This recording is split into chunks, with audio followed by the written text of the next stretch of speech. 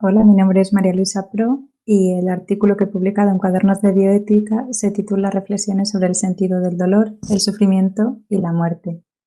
En cuanto a los objetivos de este trabajo, se trataba principalmente de diferenciar entre dolor y sufrimiento, abordar una panorámica histórico-filosófica sobre el posible sentido de ambas, estudiar si existen algunas fuentes de sentido del sufrimiento y, por último, abordar la cuestión de la muerte. Todo esto en el contexto ocasionado por la pandemia del COVID-19.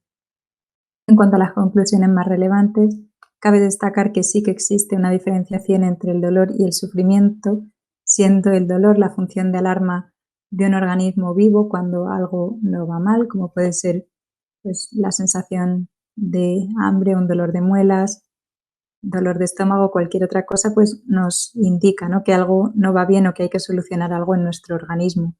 Por otra parte, estaría la cuestión del sufrimiento, que implica más dimensiones que la meramente biológica. Sería también pues, la cuestión psicológica, espiritual. Aquí sería la experiencia del sinsentido, de algo a lo que no encontramos razón, por lo cual es así. Por lo que se refiere a la panorámica histórico-filosófica, destacar que en la sociedad moderna pues huimos tanto del dolor, del sufrimiento, por eso la pandemia pues nos ha supuesto tanto trauma, ¿no? O sea, ver tanta muerte, tanto sufrimiento, tanto dolor cerca de nosotros, nos cuesta mucho encajarlo. En segundo lugar estaría, siguiendo al filósofo Robert Spemann, la interpretación del materialismo, que vendría a decir que no es necesario buscar un sentido más allá, el dolor es un hecho natural y no es necesario un sentido trascendente para él mismo.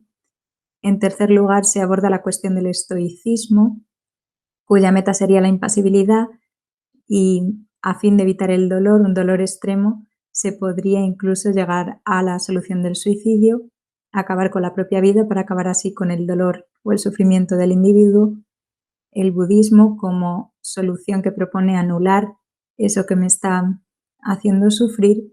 Y por último, el cristianismo, que plantearía que sí hay un sentido para aquello que me causa dolor y sufrimiento, igual que lo hay para el resto de acontecimientos que se dan en el mundo, ya que lo hay para todo lo demás, ¿por qué no lo va a haber ante el sufrimiento a pesar de las apariencias?